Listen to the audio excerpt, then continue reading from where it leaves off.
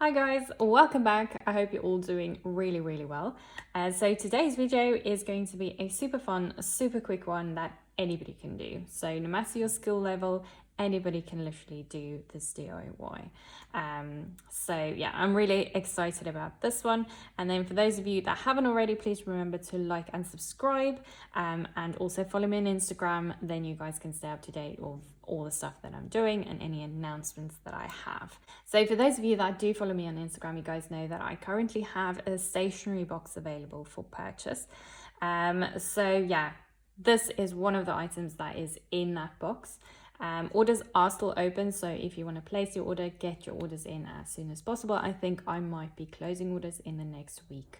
Yeah, let's get back to this one. So the stationery box, this is one of the items that came in the box. It looks like this. And yeah, it's washi tape. So I am going to show you how I made this washi tape. So these I had printed on 90-gram paper. And yeah, 90-gram is a nice thin type paper, so if you plan on bending them or rolling them up to store them, 90-gram is a good thickness to go with. If you plan on storing them flat, especially when you use papers like scrapbooking paper, then you can use any thickness. You can even use cardboard if you want to, so there's no limit then to the thickness.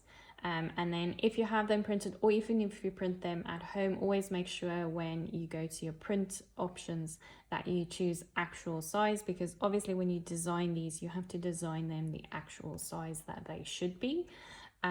Because yeah, a lot of the companies, I don't know why they do it, but they always choose fit to page.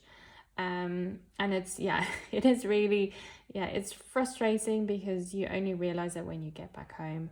So yeah, always make sure that you ask them that it should be actual size. These are the ones I still have to do. I had printed everything on an A3, and the whole A3 was full of these little strips. So my tester ones that I did before these, I put all of them right next to each other to kind of save space. But what I found is as soon as you cut them, especially if you cut a skew or anything like that, you kind of get different colors on the edges, and you don't want that. So when you do yours, always put a little white piece in between each design. That way you have a bit more control in the end. So these are the ones I printed. I'm going to use this little utility knife again, my trusty utility knife. And then before I get to that, I have this really massive steel ruler. So for stuff like this, especially if you have to have the whole edge really straight, it is really good to invest in a really long steel ruler. So this one is 24 inches. That is 60 centimeters. You can buy these at hardware stores, but the best ones to buy is at fabric stores because they are a bit thinner. And yeah, they just work a bit better than the ones at the hardware store. I have all the sizes of steel rulers because I just love steel rulers. Using a plastic one, especially with a utility knife, you end up cutting into your ruler, and then your ruler isn't straight anymore. So it is very good to invest in steel rulers. So I use that. Then the last thing you'll need is double-sided tape. So this you can buy at a hardware store, at stationery shops. You can buy this literally anywhere, and you get loads of different thicknesses. You get really thin ones, you get really thick ones. And yeah, it's not that expensive. I think for this one I paid 25 Rand. So that's maybe $2, I think. $2, maybe £1.50, I think. So it's really inexpensive, and it's, I mean, it's a couple of meters. So you'll get really far with these ones. So let me show you how I did this. It's really easy. I'm gonna put these to one side. So this is one I have already cut out. So there's no more white spaces, and it is exactly as it should be. So what I do is I turn this one around, and I use sellotape, just normal sellotape, and paste the one end to my desk, and then make sure it's straight and flat, and do it on the other side. So the sellotape only goes over like a really tiny part on the ends. It's just to keep it in one place and so that it doesn't move. So next I'm going to cut the same length in my double-sided tape.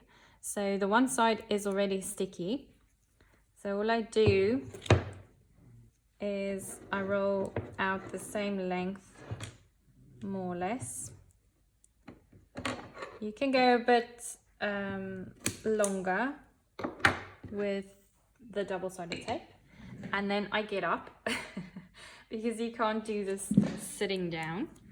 And then all you do is from the top, I don't know if you guys are gonna see this. I think that's a bit better.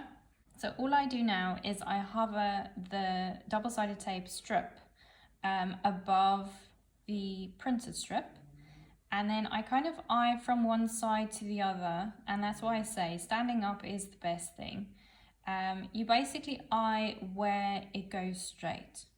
And as soon as you see both the left and the right lining up, you kind of just put it down.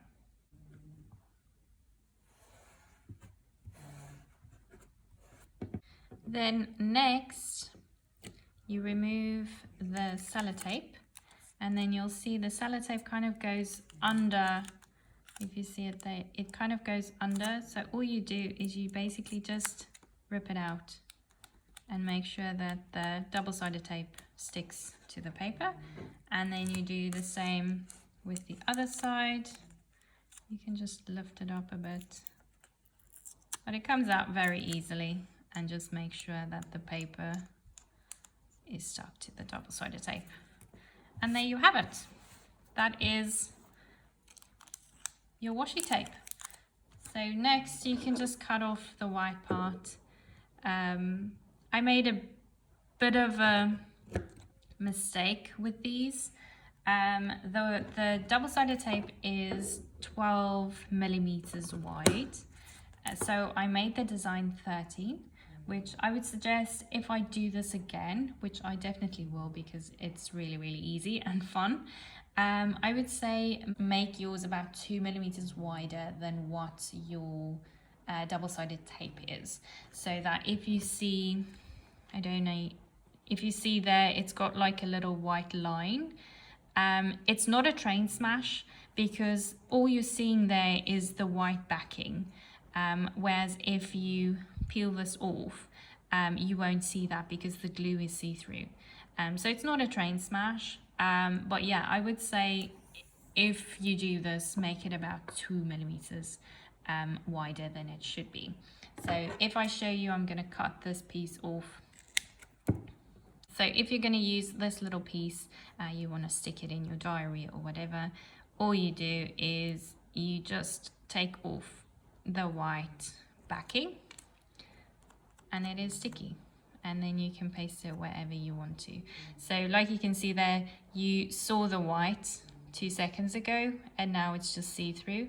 So that's what I mean. It's not a train smash if that happens, but yeah, just so that it looks a bit better, you can just make it about 2 millimeters wider. So yeah guys, that's it. That's how easy it is. And like I said, you can do this with anything you want.